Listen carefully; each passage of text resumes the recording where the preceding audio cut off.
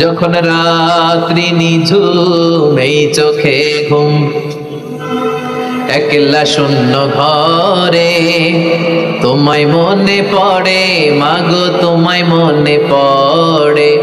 জানি তোমার দোয়া পেলে উঠব সকল বাধা ঠেলে, তোমার দোয়া সকল কাজে ঝরছে মাথায় পড়ে। তোমায় মনে পড়ে মাগো, তোমায় মনে পড়ে। যখন রাত্রি নিঝুম এই চোখে ঘুম, একলা শূন্য ঘরে তোমায় মনে পড়ে মাগো, তোমায় মনে পড়ে। ঠিক কি না? আমরা যারা মা হারা বাবা হারা আল্লাহর কাছে আমরা কামনা করি, আল্লাহ আমাদের বাবা মাকে তাদের কবরগুলোরে তুমি জান্নাতের টুকরা বানিয়ে দাও। গায়ের চামড়াগুলো কেটে কেটে রোদে শুকিয়ে যদি মায়ের পায়ের দুইটা জুতাও বানিয়ে দাও, ছোটবেলা যে দুধ খেয়েছো সেটার এক ঢোক দুধের শোধ আদায় হবে না। আমার আর আপনার মা যখন আমাদেরকে নর্মাল প্রসেসে ডেলিভারি করেছেন তখন 57 ইউনিটেরও বেশি ব্যথা তারা সহ্য করেছে, যেটা কোনো অ্যাক্সিডেন্টে আপনার দেহের 206টা হাড্ডি আছে তো 20টা হাড্ডি একসাথে কোনো অ্যাক্সিডেন্টে ভেঙে গেলে যত ব্যথা তার চেয়েও বেশি ব্যথা। এজন্য মায়ের মনে কষ্ট দেয়া যাবে? মায়ের মনে কষ্ট দিয়ে জীবনে কেউ সফল হতে পারে? কষ্ট কি পরিমাণে কষ্ট এটা মা জানে, বাবা জানে না। এজন্য বিষ্ণু বলেছেন মায়ের মর্যাদা বাবার চেয়ে কয় গুণ বেশি।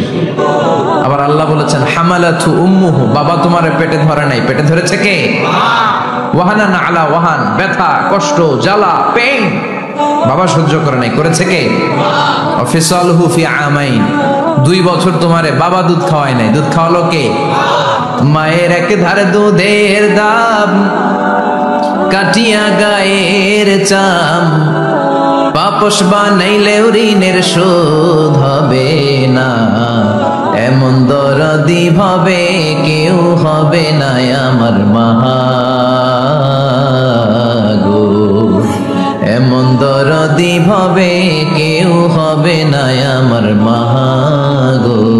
ঠিক কি না? বিষ্ণু বললেন লাউ কাতাতা জিলদাক, গায়ের চামড়াগুলো কেটে কেটে রোদে শুকিয়ে যদি মায়ের পায়ের দুইটা জুতাও বানিয়ে দাও, ছোটবেলা যে দুধ খেয়েছো সেটার এক ঢোক দুধের শোধ আদায় হবে না। এজন্য মা যে কি কষ্ট করে, এখানে বেশিরভাগই আমরা নর্মাল প্রসেসে পৃথিবীতে এসেছি, তাই না? সিজারিয়ান বেবি খুব কম, থাকলে 1-2টা। নর্মাল প্রসেসে একটা বাচ্চাকে ডেলিভারি করতে একটা মায়ের যে কত কষ্ট হয় আপনি কল্পনাই করতে পারবেন না। চিকিৎসা বিজ্ঞান বলে একজন সুস্থ মানুষ ব্যথার একটা ইউনিট আছে, মাত্রা, ব্যথা মাপার একক। 45 ইউনিট পেইন বা ব্যথা একজন মানুষ সহ্য করতে পারে। ব্যথার তীব্রতা বা মাত্রা যদি 45 ইউনিটের বেশি হয়, যদি ছাড়িয়ে যায়, হয় লোকটা বেহুশ হবে নয় মরে যাবে। আমার আর আপনার মা যখন আমাদেরকে নর্মাল প্রসেসে ডেলিভারি করেছেন তখন তারা 45 না 57 ইউনিট প্লাস 57 থেকে 60 ইউনিটের পেইনও তারা ছাড়িয়ে গেছে। 57 ইউনিটেরও বেশি ব্যথা তারা সহ্য করেছে, যেটা কোনো অ্যাক্সিডেন্টে আপনার দেহের 206টা হাড্ডি আছে তো 20টা হাড্ডি একসাথে কোনো অ্যাক্সিডেন্টে ভেঙে গেলে যত ব্যথা তার চেয়েও বেশি ব্যথা। এজন্য মায়ের মনে কষ্ট দেয়া যাবে? মায়ের মনে কষ্ট দিয়ে জীবনে কেউ সফল হতে পারে নাই। সাইয়েদনা মুসা আলাইহিস সালাম আল্লাহর একবার জিজ্ঞেস করলেন, আল্লাহ মাইয়াকুনু জালিসি ইয়াউমাল কিয়ামা, আল্লাহ আমার সাথে কিয়ামতের দিন জান্নাতের সাথী কে হবে? আল্লাহ বললেন জালিসুকা ফিল জান্নাতি জাজ্জার, তোমার সাথী হবে কিয়ামতের দিন বিচার শেষে জান্নাতে যখন ঢুকবা তোমার সাথী হবে একজন কসাই। কসাই চিনেন? কি করে? গোশত কাটে। সাইয়েদনা মুসা আলাইহিস সালাম অবাক হলেন, ঘটনা কি?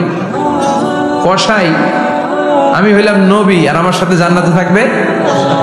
হাউ কাম ইটস পসিবল, এটা কিভাবে সম্ভব? আল্লাহ বললেন নিজেই দেখে আসো এটা কেমন কসাই।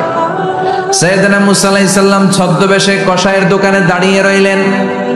দেখলেন স্পেশাল বিশেষ কোনো আমল নাই, কসাই শুধু গোশত কাটে, গোশত বিক্রি করে। দিন শেষে দোকান বন্ধ করে প্যাকেটের ভেতরে গোশত নিয়ে বাড়িতে রওনা হয়েছে। বাড়ির ভেতরে ঢুকে যাওয়ার পর সাইয়েদনা মুসা আলাইহিস সালাম ঘরের দরজার কড়া নাড়লেন। কসাই বলে মান আনতা, তুমি কে? মুসা আলাইহিস সালাম বললেন আনা মুসাফির, আমি মুসাফির, থাকার জায়গা নেই, আপনি যদি থাকার জায়গা দেন আপনার বাড়িতে থাকবো। কসাই বলে আসেন।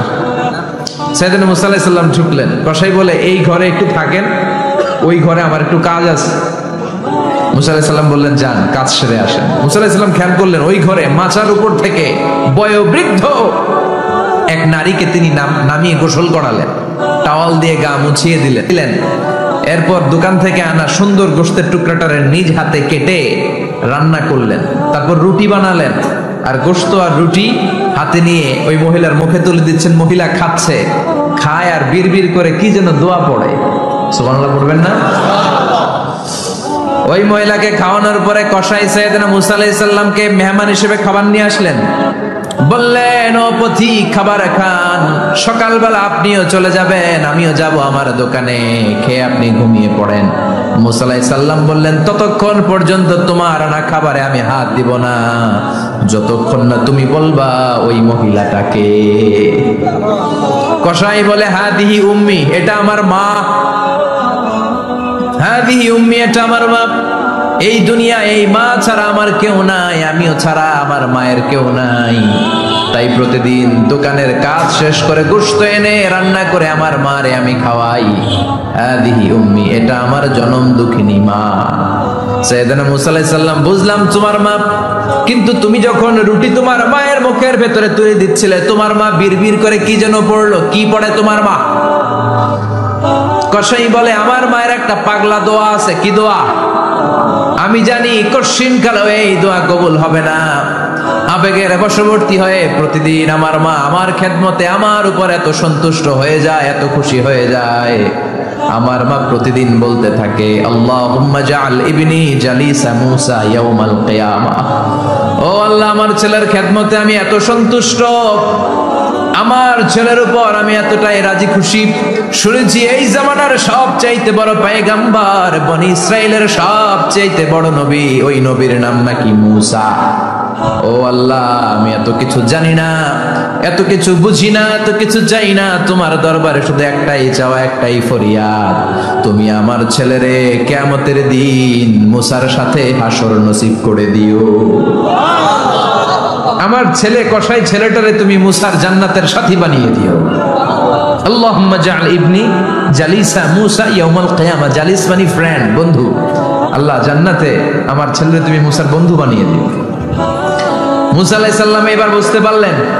তিনি বললেন ঘটনা তো এই জায়গায় এতক্ষণে বুঝতে পেরেছি, কেন আমার সাথে মুফাসসির যাবে না, হাফেজে কোরআন যাবে না, শহীদরা যাবে না, ওলিরা যাবে না, নবীরা যাবে না, আমার সাথে জান্নাতে যাবে কসাই। এটা মায়ের দোয়া। কার দোয়া? মায়ের দোয়ার দরকার আছে না নাই? অনেক পাওয়ারফুল মায়ের দোয়াটা। বুলেট মারলে বুলেট মিস হয়, মায়ের দোয়া মিস হয়? ড্রোন হামলা করলে ড্রোন হামলা মিস হয়ে যেতে পারে, কিন্তু মায়ের দোয়া কঠিনকালে মিস হয় না। চিল্লায় বলেন ঠিক কি না? মায়ের দোয়াটাও কবুল, বদদোয়াও কবুল। ভয়ঙ্কর কিন্তু। মা দোয়া করলে কবুল হয়, কিন্তু বদদোয়া করলে কবুল হয় না। এরকম হলে it was not a big deal, এটা বড় সমস্যা ছিল না। কিন্তু দোয়া করলেও যেমনি কবুল, বদদোয়াটাও কবুল।